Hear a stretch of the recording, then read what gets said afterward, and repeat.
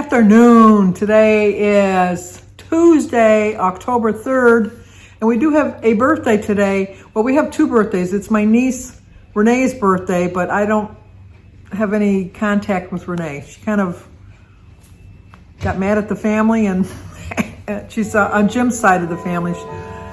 She got mad at somebody, I don't know, and so she just got rid of everybody. So I do, in my heart, I'm wishing Renee a happy birthday, but I don't know where she is. I don't know where she lives. I don't know any of that good stuff. But anyway, I still love her.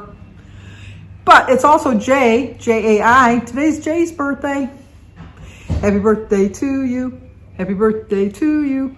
Happy birthday, dear Jay. Happy birthday to you. Cha-cha-cha.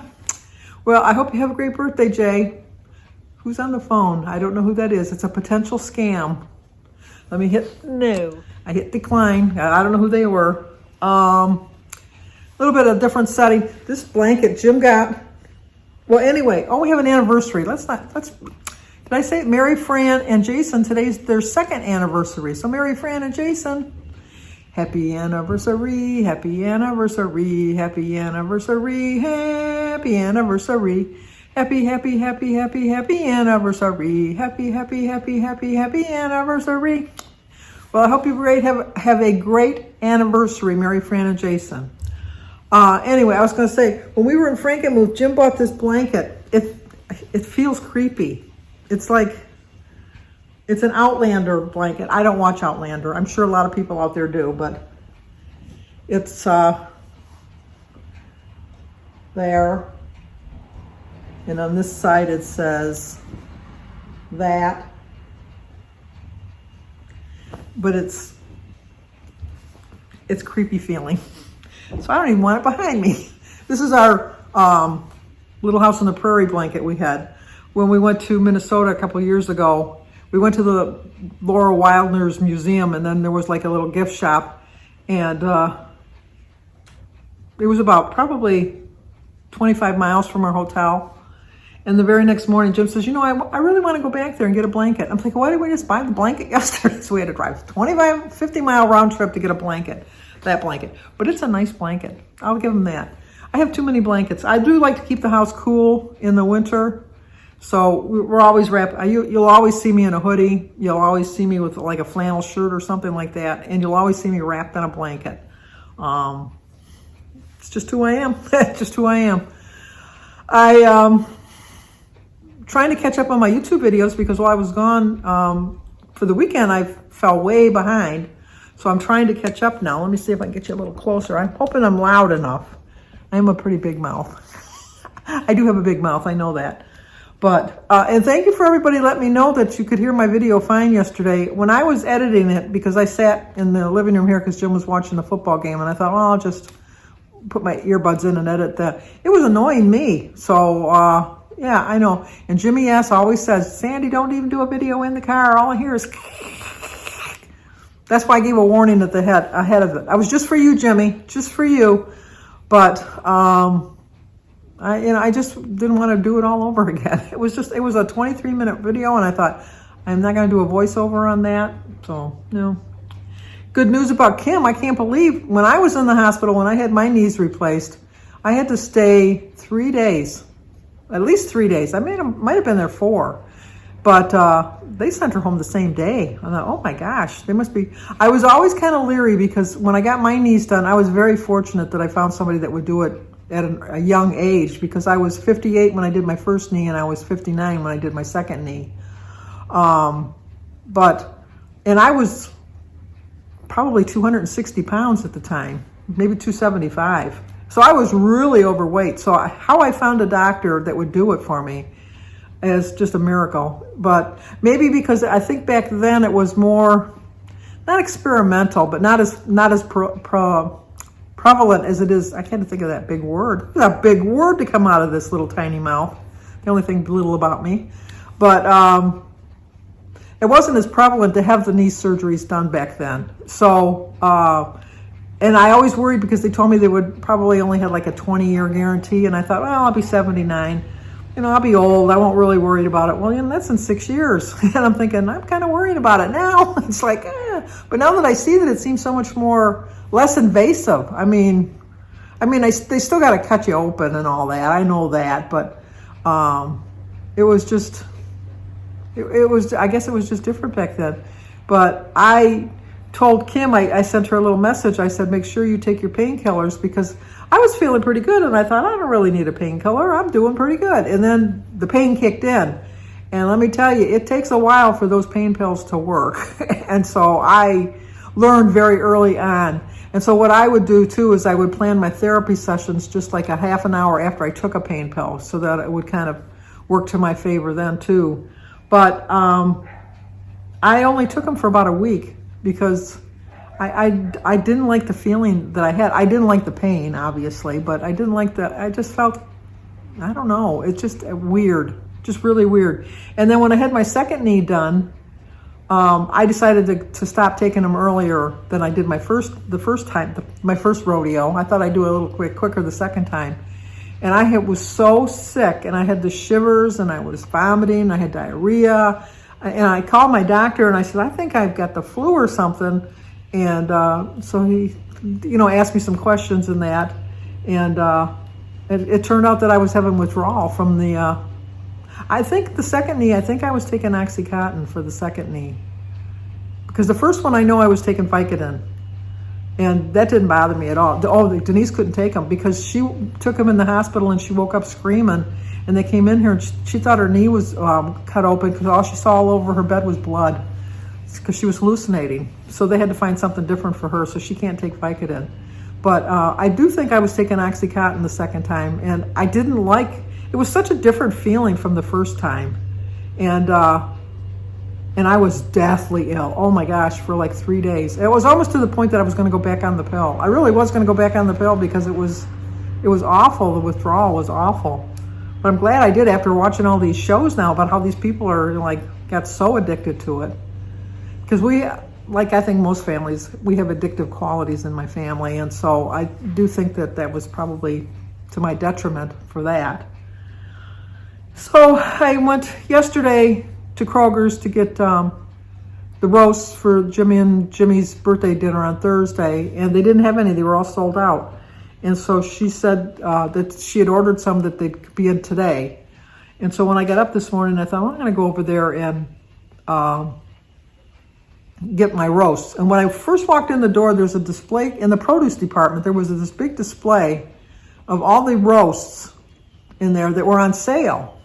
And so I found 2 really good-sized roasts, because there's a lot of us to feed. There's 25 of us. And then Jim and I will just freeze what's left, and we'll have hot roast beef sandwiches later on. But so I found 2 really nice sized roasts. I saved $30, and it still cost me $30. I couldn't even imagine spending $60 on meat. Everything is so high. Oh, speaking of that, the lady in front of me had 5 kids with her, and she bought her groceries, and she didn't buy a lot of crap stuff. She just bought groceries, and her bill was almost $500. And it didn't look like she had meats and stuff like that, and snacks for the kids' lunches and things, but it wasn't like she had lots of bags of potato chips and lots of pop and stuff like that. No, she just had food, and I thought, oh my gosh, I don't know how, I know everybody says, how do people survive in that, and I know that it seems like when I was younger that food was cheaper, and then they always say, well, compared to how much you were making at the time and that. I really do think if you were to talk to a mathematician or something, I really do think that grocery prices are just totally out of control. I don't think that they've ever been as bad as they are now. But anyway, so I got my roasts, and so I was going through get the rest of my stuff, and I thought, well, I might as well grocery shop now while I'm here. So I was getting my groceries and stuff, and then I thought, well, I wonder if they got better looking roasts in the actual meat department. So although the roasts I got were pretty nice looking, so then I went back there. Oh no, they're not on sale, the ones in the meat department. They have them at regular price. I guess that people don't really pay that much attention to the tags or something. I don't know. Because if I would have found a better roast, I would have went up to the meat counter. Because they have a regular meat counter where you can get fresher meat. I don't know how fresh it is, but they call it fresher meat. Where you can get your fish. Because our fish is you buy the fish right on the ice. They don't have packaged fish unless it's frozen. But they have fresh fish. Fresh fish, that's the one I'm trying to think of. But, and then they have you can get a couple chicken breasts, or you can get a couple pieces of bacon or pork chops or things like that. But I didn't see anything that was better looking, so I kept the two that I had. And then I didn't do a video in the car because I didn't want to have all of that mess again with the voiceover. I know you said it wasn't bad, but I knew it was bad. So I got home and I had a little bit of a snack. I should have had a snack before I went because I did end up spending almost $200. But I didn't buy any crap food. I just bought a lot of sale foods because I thought, well, it's on sale. I kind of read the sign wrong because I thought the 18 eggs, the factory eggs, Joan, not the chicken eggs, the ones that I get from the factory, I thought they were 99 cents for 18 eggs, but it turned out they were $1.59. So I got 36 eggs and I paid $3, and I thought I was only going to pay $2. But it's not like I won't eat them, because I will. And then Jim was upset because he had, Friday before we went on vacation, he had contacted his employer, because Jim's like a temporary person, but he works all the time. And he had said he could work Tuesday and Wednesday this week, but he couldn't work on Monday because he didn't know when we would be back. And Thursday we're doing the birthday dinners, and he never works on Fridays anyhow. And they didn't contact him. So when we were driving back from Frankenmuth, he said, well, I've decided that no matter what time they call me, if they don't call me on Monday to ask me about Tuesday and Wednesday, I'm not going to work. And so I said, okay. Well, as much as Jim likes to just sit home, he doesn't like to just sit home. He gets bored really easy. He doesn't watch a lot. I mean, he watches old movies on TV, but he doesn't like go for a walk or... I mean, he has his hobbies of making his bullets and stuff like that, but the basement, which is another subject, touchy subject too. So I got back from the grocery store and he says, oh, I'm going to work today. And I said, I thought you told me you were going to say you weren't going to work. Yeah, well, I decided I was a little bored. I thought I'd go into work. So Jim went to work today. But we did have a teensy bit of an argument on the way home from Frankenmuth. And then it kind of boiled over to Sunday night when we were home because, well, first of all, the people are friends of Jim's that we hired to do the basement. Number one mistake, never hire friends. And I talked to Jim about this beforehand. I said, you don't hire family or friends to do any kind of a project in your house because there's harsh feelings sometimes. It doesn't work out. It just doesn't work out. Even if it costs a little bit more, it's better to have somebody outside of the family or outside of your friendship come and do this for you. And he said, no, they've assured me they're going to have it done. They're blah, blah, blah. They'll get it done. And I go, okay, this is all on you.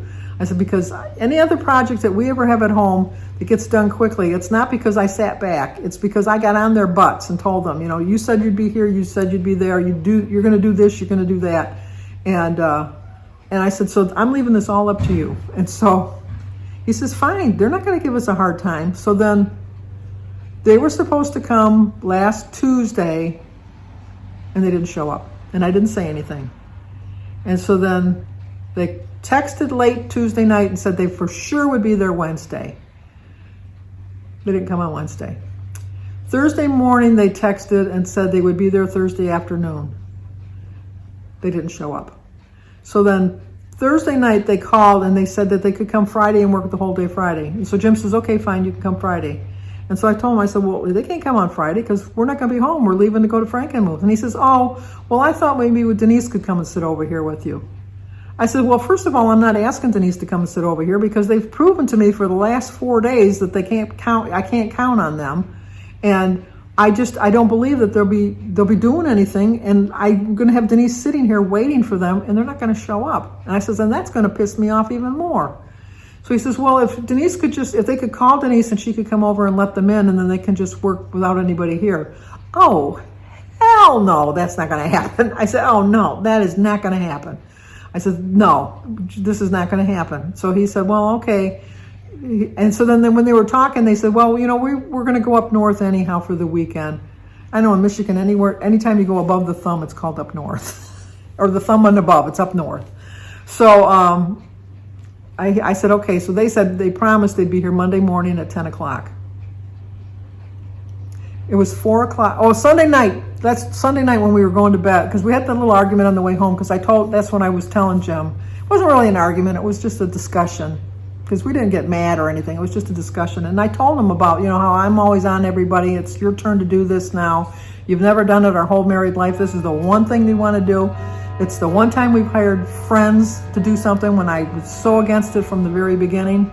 And so he says, oh, okay, yeah, well, whatever. So when we were going to bed that night, I told him, that's when we had the argument, because and we made up before we went to bed. Jim and I never go to bed mad at each other. We've never done it our whole married life. Sometimes we've stayed up very late, but we've never gone to bed mad at each other. Or at least maybe still been mad at each other, but kind of forgiven each other in a way, like just kind of let it go we'll continue this on another day kind of thing, like that. I should say it. That's a little bit more honest response. But, we would never just go to bed and just like not talk to the other person or anything like that. We would just say, this is a discussion, we'll continue tomorrow or something like that.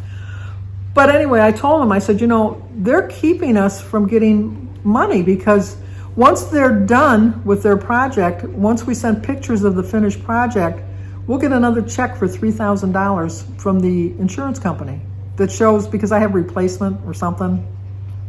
I think it's replacement value or something, but they have to see that it was replaced actually for me to get the money. And so he says, okay, fine, and then we get to the fight. And I told him, I said, the first mistake that you made was giving him more than half down. I said, because we've given him, like, the project is $13,000. It was $13,000, and then he needed another $1,200 for something. I don't know what it was. Jim just told me we need another $1,200. I'm thinking, well, we already got burnt once with the restoration company, but these are your friends. So I said, okay. So then now it's costing $14,200. So we've given him $11,200 already, and all he's done is drywall. That's all he's done. He bought the supplies, because he bought all the supplies. We have all the paint downstairs. We have all the ceiling tiles that need to be replaced downstairs. We have all the moldings. We have the doors. We have the toilet. We have the sink and the vanity. I said the flooring. We got everything down there. I can't say that he didn't buy the supplies, because we do have the supplies. And so I said, he says, well, he's going to be here at 10 o'clock tomorrow morning. And I said, Jim, he is not going to be here at 10 o'clock tomorrow morning. He says, he will be here at 10 o'clock tomorrow morning. I go, whatever. At 5 o'clock, I'm just walking through here to start making dinner, and I hear Jim on the phone, and he is just like reaming this guy a new butthole, because he was saying, like how mad he was, because I just, you just have to give a look. I didn't have to say anything. I just had to give a look. I didn't even have to look at my watch, look at any of my clocks on the wall. I didn't have to do any of that, because he knew exactly what I was thinking. And so then this guy says, well, I'm right up here at the corner of your street. I'm, right up at the corner. I'm about 3 minutes away. And so he says, well, then I expect to see you really soon. And he hung up, and he says, well, he's going to be here because he's just up at the corner there off of Sass. And I says, Jim, he's not going to be here in no 3 minutes. He'll be here in about a half an hour, 45 minutes, because that's how long it's going to take him to get in his truck and drive over here. And then when he gets here, he's probably only going to work for about an hour, hour and a half. And so he says, well, at least he's going to come, you think. Sure enough, an hour later, somebody that was only 3 minutes away from my house, it took him an hour to drive 3 minutes. So he did it, and he got here about 6:30, and he was gone by 7:45. He said, well, I can't work tomorrow, meaning today.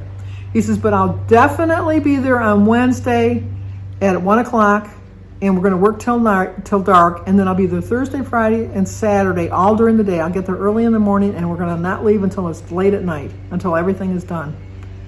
And so I told Jim, that's not going to happen. The thing that gets me so mad is we hired him August 25th, and this is October 3rd, and all we have to show for it is some drywall. That's all we have to show for it. A little bit of like mudding and stuff like he came and did yesterday. It's just, so afterwards when he left, I told Jim, I said, well, I know this is going to cause a problem with you, but I'm the one that handles the money. I'm just going to let you know that when he's all done, we'll take our pictures and then we'll send them in. And then his final payment will be when we receive the check from the insurance company. And you know how long that's going to take. And Jim said, that's fine, because I don't have a problem with that. because he knows that's what I'm going to do. Let them wait. I mean, it's not a lot of money for them to wait, but I mean, they're going to expect final payment on the last day, and I'm sorry, you're not going to get it. You're just not going to get it. Anyway. I got to get this. There's somebody at the door. I'll be right back. Okay, I'm back. Which is funny is my rant and everything about like complaining how long it takes. My theme for today was I don't care how long it takes. Because at this point, I don't really care. At this point, it's just, like Jim says, well, what do you care? You never go down the basement. I thought it's just the fact that I don't like upheaval in my life. And it's just kind of like unfinished. Like my weight loss right now is kind of like an unfinished project. I was so close to getting it finished and then got distracted and kind of got discouraged because I could see how far off I had fallen off the beaten track and or path, and I just knew that I had a long way back to where I was, because it's a long way back. When I was standing in line at the grocery store, Jamie Lee Curtis was holding up this thing and says, how you can lose 63 pounds by Thanksgiving Day. I'd have to have a leg amputated to lose 63 pounds in like 6 weeks. That's over 10 pounds a week. That's like humanly, I would think that's humanly impossible. Maybe unless you lost a limb. But I've just determined now that, like the basement, I'm just going to accept it for what it is and know that it's going to take me a while to get back there. It took me almost a year to get to the 96 pounds. More than a year, probably a year and a half. So why do I think now that it's going to be so much quicker? And I'm older. My metabolism is a little bit slower. It hasn't shut down completely, but it is a little bit slower. So I just have to remember that I don't really care how long it takes as long as I do it. As long as I do it, I just want to make sure I put my full effort into it. And I really do think this time I'm really putting my full effort into it. I really do believe that with all my heart. So let's see how long it takes. Hopefully I'll lose my weight quicker than it takes to get my basement finished. Oh, if that basement's not done by next Friday, I know I'll be I know I'll be blowing up. I just know it. But in my heart of hearts, I know it won't be done. I just know it, because this is Jim's friends, and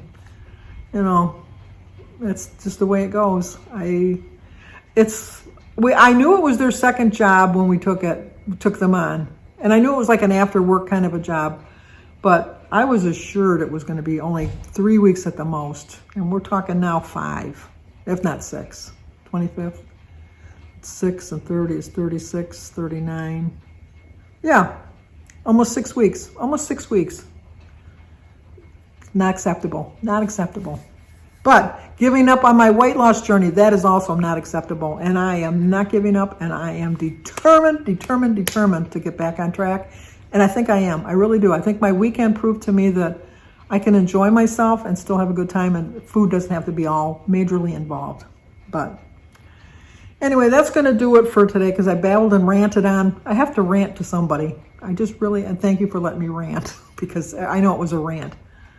But I'm going to show you what I had to eat today, and just kind of try to finish catching up on my videos. And that's going to do it. So like, comment, subscribe, and share, and I will talk to you guys tomorrow. So let's see what I had to eat today. Okay, a little snack to start my day off. I'm going to have an orange Granny Smith apple and 32 ounces of water. For breakfast, I'm going to have 2 slices left of the bread that I made last night. So I'm going to count that as 5 points, with 2 points for butter, or 7. 5 points for my cheese, it's 12. 0 for my eggs, banana, and my tea. So it's a 12-point breakfast. Okay, I'm going to have a little snack of a 3-point Think bar and my water, so that brings my total up for the day to 15 points. No, not 15. Yeah, 15 points. 12 for breakfast and 3 for this. 15 points. Okay, here's my 11-point dinner. 4 points for my turkey sausage, 4 points for my bun, and 3 points for half a cup of cottage cheese. This is the turkey sausage that I'm having, the turkey cheddar, and my iced tea. So it is an 11-point dinner. So I ended up right on target with my 26 points for today because I get 26 points in a day. Just a quick reminder that I haven't forgotten about doing the before and after pictures.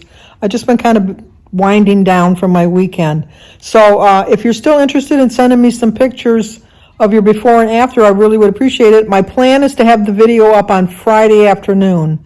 If you want to share with me, my email is in the description box down below, but it is also scarrico39@gmail.com. So if you're interested in sharing your journey, a lot of people have contacted me and said that they kind of felt bad because they've gained weight back and now they're losing the same weight again. Hello, we're in the same boat. Any kind of progress you're making that you want to share, if you even want to share how you did before you fell off the rails, I really want to share your journey. So check it out. Check out my email and send it to me because I really am interested. And on Friday, I will have the video up.